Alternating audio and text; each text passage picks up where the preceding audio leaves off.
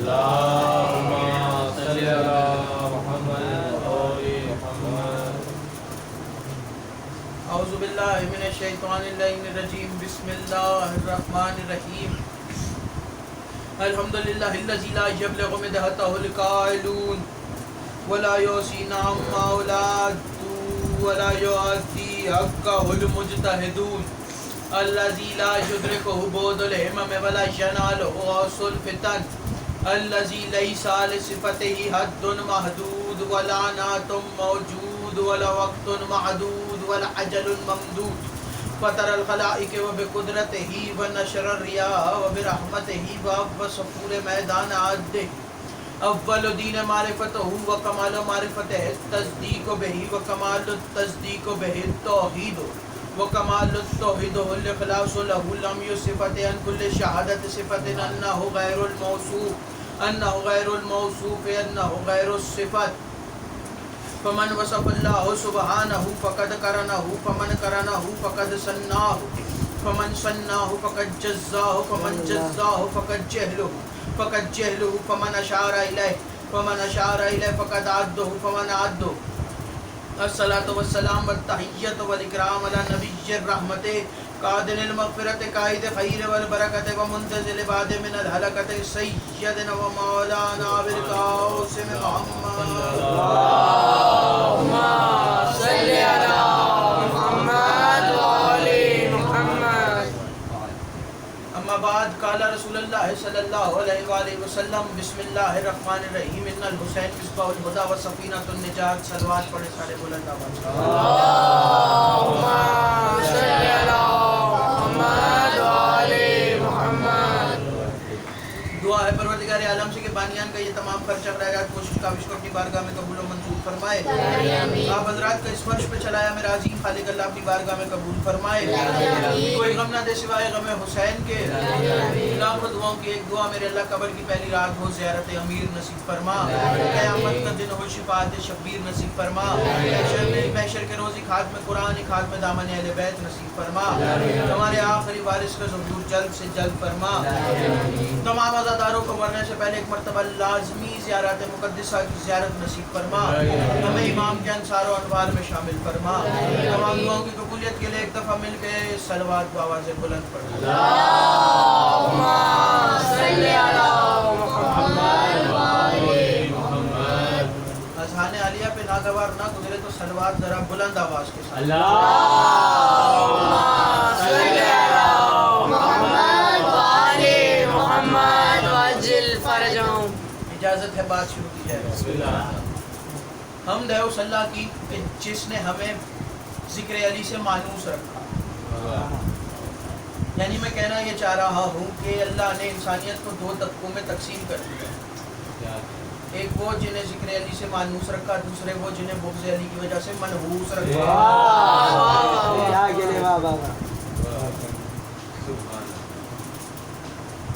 آج کی دو مجلس سے جو موضوع رکھا گیا ہے وہ حسین اور مریض در حسین. موضوع کوئی بھی موضوع ایسا نہیں ہے کہ جو محدود, کیونکہ ان کے فضائل کبھی بھی محدود نہیں ہو سکتے. ان کے ہر قسم کے فضائل لامحدود ہیں.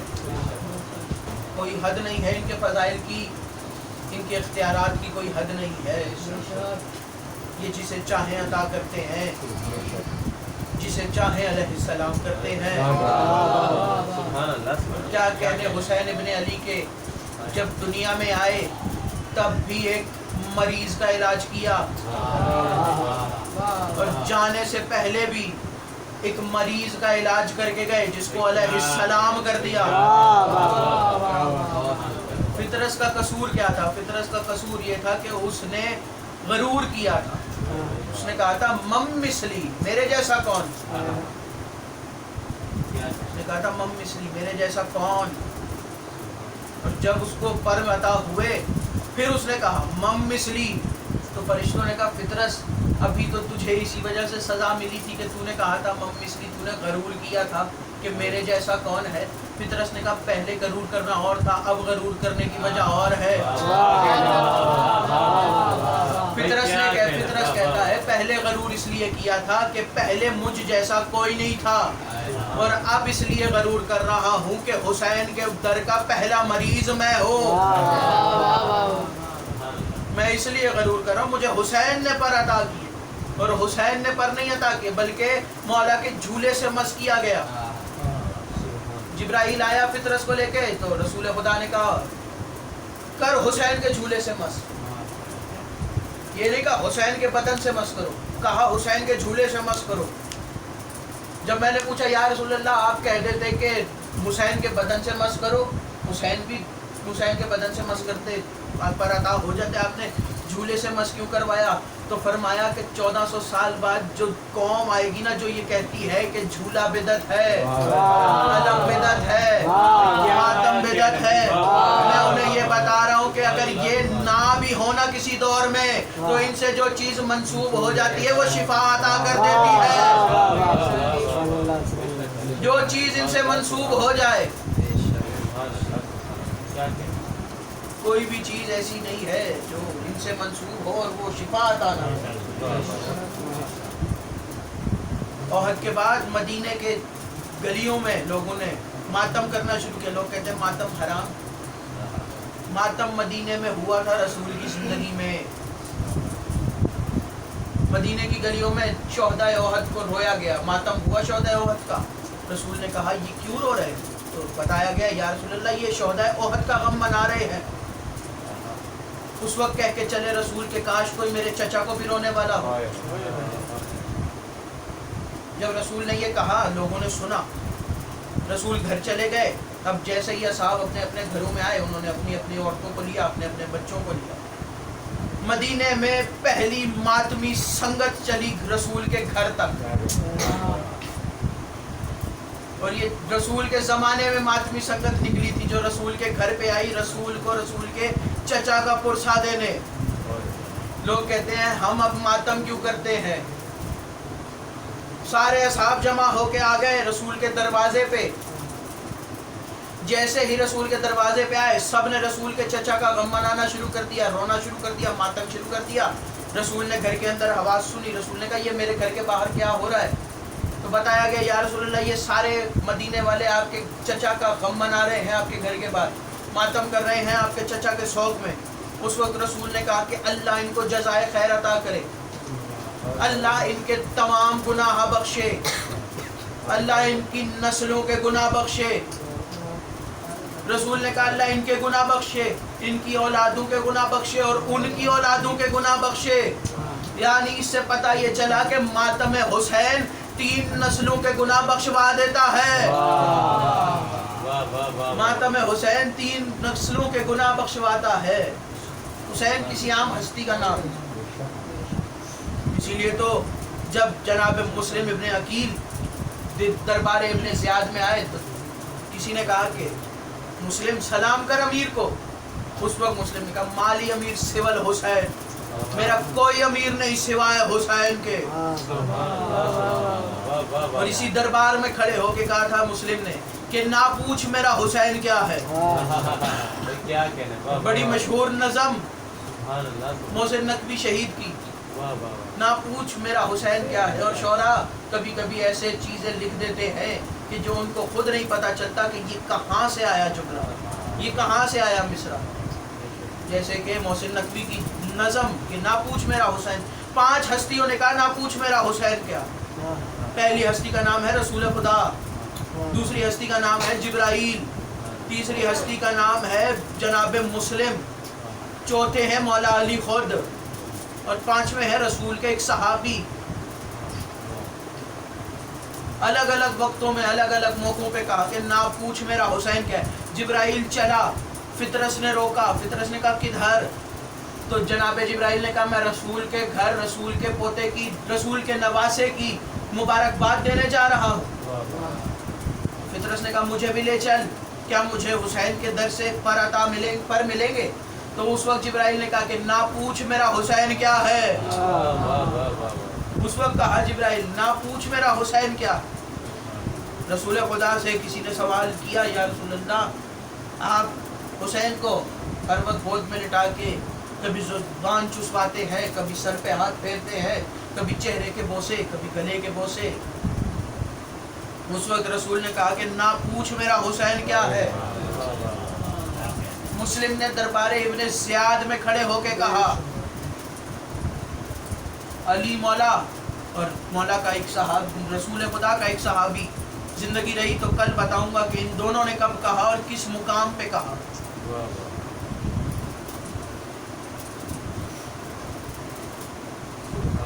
یہ گھرانہ کسی کی سمجھ میں نہیں آتا.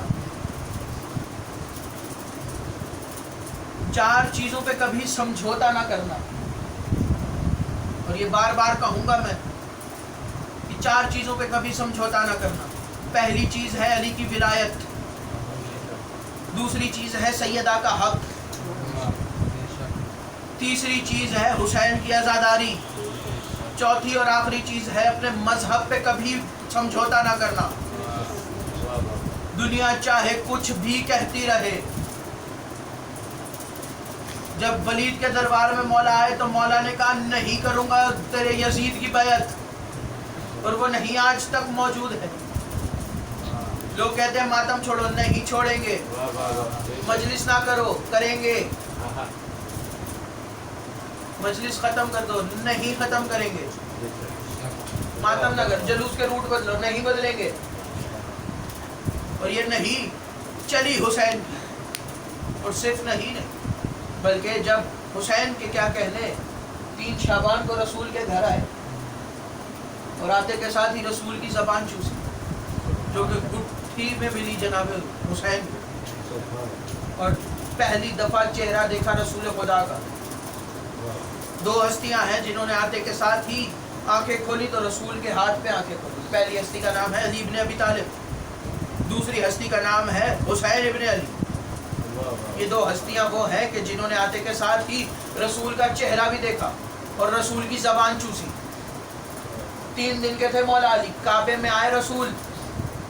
جناب فاطمہ بنت اسد نے کہا یا رسول اللہ، عجیب بات ہے، یہ بچہ ہے نہ آنکھیں کھولتا ہے، نہ کچھ بولتا ہے، نہ کچھ پیتا ہے، نہ کچھ کھاتا ہے، نہ مسکراتا ہے، نہ روتا ہے.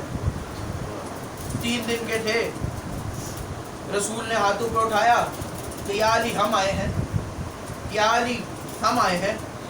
3 دن کے بچے نے آنکھیں نہیں کھولی، صرف آواز سنی. آواز سننے کے بعد کہا السلام علیکم یا رسول اللہ، السلام علیکم یا حبیب اللہ، السلام علیکم یا نبی خدا. مورخ کہتا ہے کہ میں نے یہ منظر دیکھا، میں لکھنے پہ مجبور ہو گیا کہ مجھے ایسا لگتا ہے کہ ان کی ملاقات دیکھنے سے ایسا سوچنے پہ مجبور ہو گیا کہ ایسا لگتا ہے یہ دونوں آج سے پہلے کہیں مل چکے ہیں یا اکٹھے رہ چکے ہیں.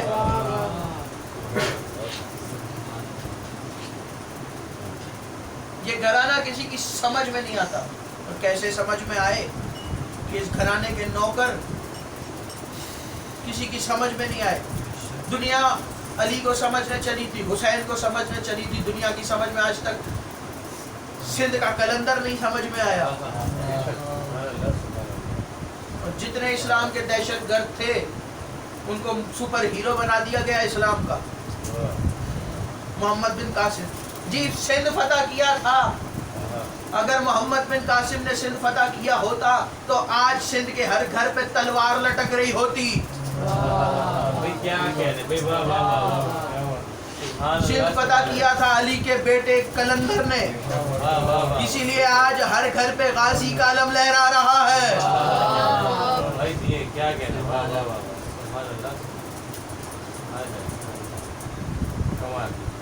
اسی لیے تو ہماری تاریخوں سے فائدہ اٹھایا انگریزوں نے، ہم نے فائدہ نہیں اٹھایا. ہماری جتنی کتابیں تھی جلا دی گئی. نادر بادشاہ کے دور میں بھی اور دیگر بادشاہوں کے دور میں کتابیں جلائی گئی، لائبریریاں جل گئی. اور جب یہ تاریخ پہنچی انگریزوں کے پاس تو انگریزوں نے اس سے فائدہ اٹھایا، عیسائیوں نے اس سے فائدہ اٹھایا. مسلمانوں نے کوئی فائدہ نہیں اٹھایا. مسلمان کو ہی علی کے دور میں علی ممبر پہ آئے. آج پتہ چلے گا علی بیٹھیں گے کہاں پہ. علی کو دیکھنے سننے نہیں آئے تھے بلکہ دیکھنے آئے تھے. جو سننے آئے تھے وہ آج ترقی کر رہے ہیں، جو دیکھنے آئے تھے وہ وہی کے وہی کھڑے ہیں.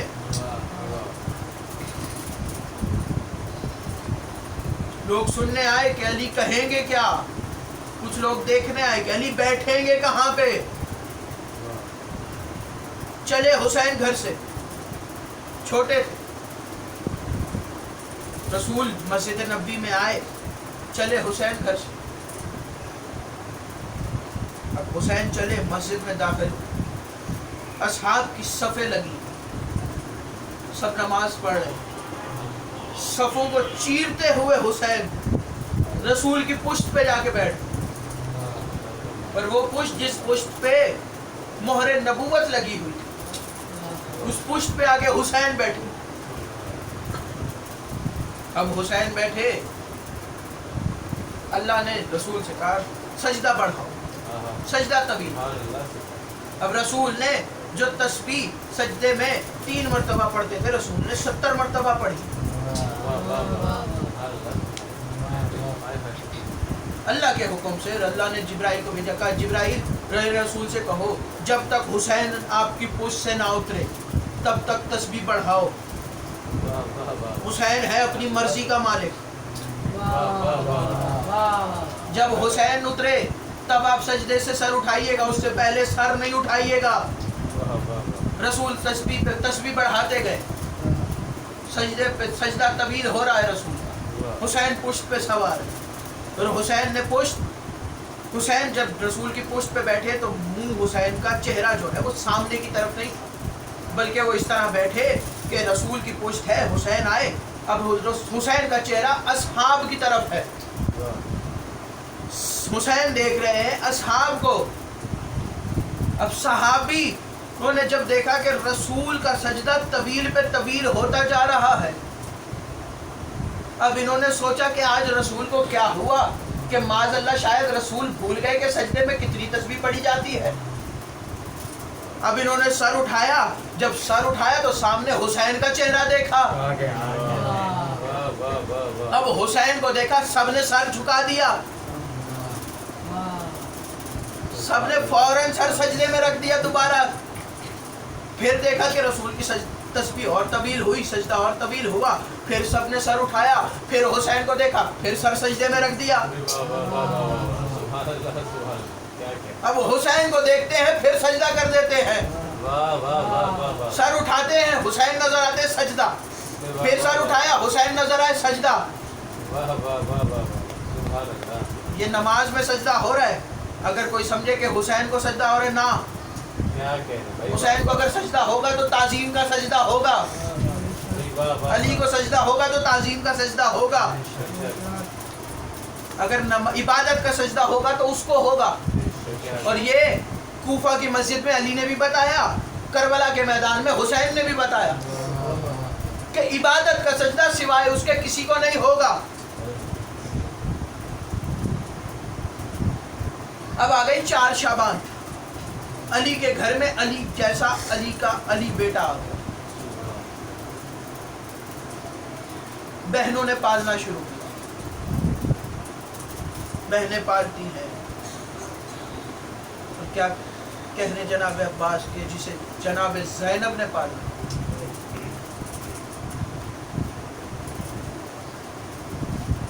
عزادارو، 4 شعبان کے بعد سے کئی سال تک بہنیں پالتی رہی. کافی دن اپنے گھر پہ نہیں جاتے تھے. سارا دن بہنوں کے ساتھ، بھائیوں کے ساتھ. ایک دن ایسا آیا کہ کئی دن کے بعد جب جناب عباس گھر گئے تو جناب عباس گھر گئے تو سامنے دیکھا صحن میں ماں مصلی بچھا کے بیٹھی ہیں. ماں مصلی بچھا کے بیٹھی ہیں. اب جناب عباس نے دیکھا ماں کو، دوڑے کہ جا کے ماں کے گلے لگے. جیسے ہی دوڑے، جناب ام البنین نے آواز دی، عباس رک جا. جناب عباس رک گئے. اب جیسے ہی جناب عباس رکے، کہا اماں کیا ہوا؟ آواز دے کے جناب ام البنین نے کہا عباس 3 دن سے کہاں پر تھے؟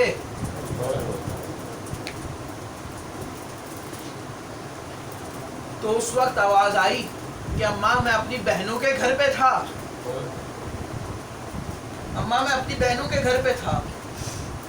اس وقت آواز دی بیٹا عباس آج کے بعد زینب و ام کلثوم کو بہن نہ کہنا۔ آواز دی اماں کیوں؟ آواز دے کے کہا بیٹا وہ تیری بہنیں نہیں بلکہ آقا زادیاں ہیں، بیٹا وہ تیری آقا زادیاں ہیں، تو کنیز کا بیٹا ہے، میں ان کے گھر کنیز بن کے آئی، کنیز کا بیٹا ہے۔ اور آج جناب عباس کے مصائب ہیں، جس کے دل میں جو حاجت ہو وہ اپنے دل میں رکھ لینا۔ اور ایک دعا کی اپیل، دعائے صحت میرے عزیز بھائی، تجمل عباس کے والدین اس وقت قلیل ہیں، جناب عباس کی بارگاہ میں اپیل ہے، مولا سے دعا ہے کہ جناب سید الساجدین کے صدقے میں انہیں صحت و تندرستی عطا فرمائے۔ بس عزادارو اس دن کے بعد بہن نہیں کہا جناب عباس۔ 3 دن گزرے، 4 دن گزرے، جب دیکھا کہ عباس بہن کی حویلی میں نہیں آئے، چلی جناب زینب جناب ام کلثوم کو لے کے، دونوں بہنوں نے برقع پہنا، چادریں لی، پہنچی جناب ام البنین کی حویلی میں۔ اب دیکھا تو عباس صحن میں کھیل رہے تھے۔ جیسے ہی دیکھا جناب عباس نے کہ بہنیں آئی ہیں، دوڑے قریب گئے، ہاتھ باندھے، آواز دے کے کہا آقا زادی میرا سلام قبول ہو، آقا زادی غلام کا سلام۔ آواز دے کے کہا عباس کی کس نے سکھایا؟ آواز دی اماں نے۔ اس وقت آنکھوں میں آنسو آیا کہ رو کے کہتی ہیں عباس پھر پہلے بہن کیوں کہتا رہا؟ آواز دے کے کہتے ہیں آقا زادی پہلے کے لیے معافی چاہتا ہوں، مجھے ماں نے آج بتایا کہ آپ میری آقا زادی ہیں اور میں کنیز کا بیٹا ہوں۔ اس وقت آنکھوں میں آنسو آئے، جناب ام البنین نے منظر دیکھا، رو کے کہا عباس پکار زینب کو بہن، زینب کی آنکھوں میں آنسو برداشت نہیں کر سکتی میں۔ ایک دن جناب زینب جناب عباس کی انگلی پکڑ کے چلنا سکھا رہی تھی، جیسی چلنا سکھا رہی تھی کہ اتنے میں مولا علی گھر میں داخل ہوئے، منظر دیکھا، آواز دی زینب عباس کو چلنا سکھا رہی ہو؟ آواز دے کے کہا نہیں بابا عباس کے سہارے چلنا سیکھ رہی ہو، بابا عباس کے سہارے چلنا سیکھ رہی ہو۔ جب 40 ہجری مولا علی نے اپنی بیٹیوں کو کوفہ بلایا اپنی حکومت میں، علی کی بیٹیاں آئیں، ایک دن ایسا آیا کہ مولا نے اعلان کیا کہ آج رات اپنے گھر سے کوئی باہر نہ نکلے۔ سب نے کہا ٹھیک ہے مولا۔ رات کے پہر ہوا، آواز دی بیٹا حسن بیٹا حسین ذرا جاؤ جا کے بازار میں دیکھو کہ کہیں کوئی بازار میں غلطی سے آ تو نہیں گیا، کہیں کوئی اجنبی، کہیں کوئی مسافر۔ جناب حسن اور حسین چلے، بازار میں آئے، کوفے کی گلیوں میں دیکھا، جب دیکھا کہ بالکل سناٹا ہے، کوئی بھی نہیں ہے، گھر میں آئے، بابا کو بتایا۔ اب علی نے جناب مولا علی نے جناب زینب کا ہاتھ پکڑا اور کوفے میں آ گئے بازار میں۔ جیسے کوفے کے بازار میں پہنچے، آواز دے کے کہا بیٹی زینب یہ کوفے کا بازار ہے۔ اب آگے بڑھے، آواز دے کے کہا بیٹی زینب یہ کوفے کا دربار ہے۔ آگے بڑھے، آواز دی بیٹی یہ کوفے کا دارالعمارہ ہے۔ جیسے یہ چیزیں دکھانا شروع کی، آواز دے کے جناب زینب کہتی ہے بابا یہ چیزیں تو بیٹوں کو دکھائی جاتی ہیں۔ آواز دی مولا علی نے زینب ایک وقت ایسا آئے گا میرے سارے بیٹے مار دیے جائیں گے، میرے بیٹوں کی جگہ تجھے ان کوفے کے بازاروں میں اور ان دربار میں آنا پڑے گا۔ اور رو کے کہتی ہے بابا جس کا عباس جیسا بھائی ہو وہ بازار میں کیوں کر آئے؟ جس کا عباس جیسا بھائی ہو، جس کا حسین جیسا بھائی. عزادارو شہادت علی گزری مولا کی شہادت. عزادارو 50 ہجری جناب حسن کی شہادت. آ گئی 60 ہجری 28 رجب. چلا قافلہ مدینے سے. چلتے چلتے قافلہ پہنچا مکہ. مکہ سے چلا کربلا. 2 محرم کربلا قافلہ پہنچا. لگے خیمے فرات کے کنارے. 4 محرم آئی. حکم ہوا خیموں کو فرات سے ہٹایا جائے. آ گئی 7 محرم. پانی بند ہو گیا. عزادارو 10 محرم کا دن طلوع ہونا تھا کہ خیام سے الاتش کی صدائیں بلند ہوئی. اب صداؤں کا بلند ہونا تھا کہ ادھر آذان علی اکبر سے جنگ کا آغاز ہوا. کربلا کا آغاز ہوا آذان علی اکبر سے. عزادارو آذان دینا تھی علی اکبر نے کہ لاشوں پہ لاشیں اٹھا کے لا رہے ہیں حسین. اور جب بھی لاش اٹھانے جاتے جنگ کرنا پڑتی. حسین کو زخمی ہو کے واپس آتے. زخموں سے چور چور ہے حسین. اس لیے اسی اسرا میں ایک مرتبہ جناب عباس پہنچے. آواز دی مولا اگر آپ کی اجازت ہو تو میں میدان میں جاؤں. آواز دے کے کہا عباس تجھے کیسے جانے دوں, تو میری فوج کا سالار ہے, تو میرے لشکر کا علمدار ہے. عباس تجھے کیسے جانے دوں. عزادارو یہ سنا آنکھوں میں آنسو آئے. رو کے دائیں بائیں دیکھا. دائیں بائیں دیکھنے کے بعد آواز دی آقا وہ فوج کہاں ہے, مولا وہ لشکر کہاں ہے جس کا میں علمدار ہوں. مولا میرے سامنے میرے شاگردوں کو مارا گیا. اجرکم من اللہ. خدا کسی غم میں نہ رلائے سوائے غم حسین کے. جناب عباس کے صدقے میں مولا بانیان کی جتنی مشکلات ہیں وہ حل کریں. عزادارو بعض علماء لکھتے ہیں کہ 120 مرتبہ جناب عباس آئے, اجازت نہ ملی. آخری مرتبہ جب واپس پہنچے خیمے میں تو جناب فضل کی ماں جناب ام لبابہ نے کہا کہ اے ابا الفضل تقریباً 4 یا 7 مرتبہ سکینہ خیمے میں آ چکی ہے اور جب بھی آتی ہے آپ کا پوچھتی ہے. عزادارو بھی یہ بات ہو رہی تھی کہ شہزادی خیمے میں داخل ہوئی. شہزادی خیمے میں داخل ہوئی. چچا کو دیکھا. چچا کو دیکھنے کے بعد کہا چچا صرف 1 گھونٹ پانی کا لا دیجئے. اور عزادارو یہ جملہ سننا, شہزادی اکیلی نہیں آئی بلکہ خیام میں جتنے بچے تھے نا سارے شہزادی کے پیچھے پیچھے کوزہ اٹھائے مولا عباس کے خیمے کے پاس آ گئے. سارے بچے جناب عباس کے خیمے کے باہر. شہزادی نے کہا چچا صرف 1 گھونٹ پانی کا لا دیجئے. چچا صرف اتنا پانی لا دیجئے کہ میرا علی اصغر پانی پی لے. چچا صرف اتنا پانی لا دیجئے کہ یہ بچے پانی پی لیں. اب عزادارو آواز دی جناب عباس نے کہ سکینہ تیرا بابا اجازت نہیں دیتا.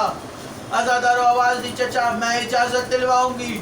عزادارو آواز دی چچا صرف اتنی گزارش ہے کہ میں آپ کو مشکیزہ اپنے ہاتھوں سے پہنانا چاہتی ہوں. آپ کا قد لمبا ہے, میرا قد چھوٹا ہے. آواز دی چچا اگر زحمت نہ ہو تو ذرا نیچے جھکیے میں آپ کو مشکیزہ پہنا دوں.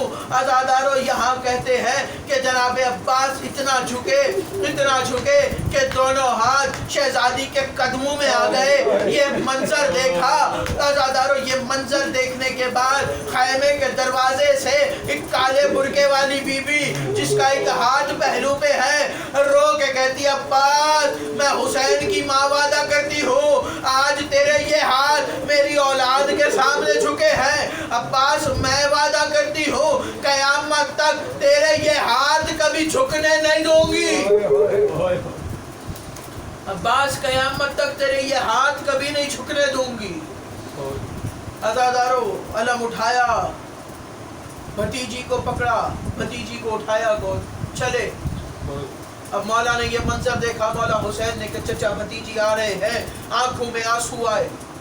اور عزادارو ذرا سننا, بیٹھے تھے حسین اپنے خیمے میں تلوار کے قبضے پہ سر رکھ کے، تلوار کے قبضے پہ سر تھا کہ یہاں دونوں چچا بھتیجی چلے، ادھر چچا بھتیجی چلے، ادھر حسین نے سر قبضے سے اٹھایا، قبضہ تلوار سے سر اٹھایا، دیکھا آتے ہوئے عباس کو، جب دیکھا نا کہ عباس آ رہے ہیں اور بالکل تیار ہے میدان میں جانے کے لیے، اور اکیلے نہیں آ رہے بلکہ مشکیزہ بھی پہنا ہے اور ساتھ میں سکینہ بھی چلتی آ رہی ہے، اس وقت رو کے کہا ماں میری کمر ٹوٹنے کا وقت قریب آ گیا، اماں میرا سہارا جانے کا وقت قریب آ گیا۔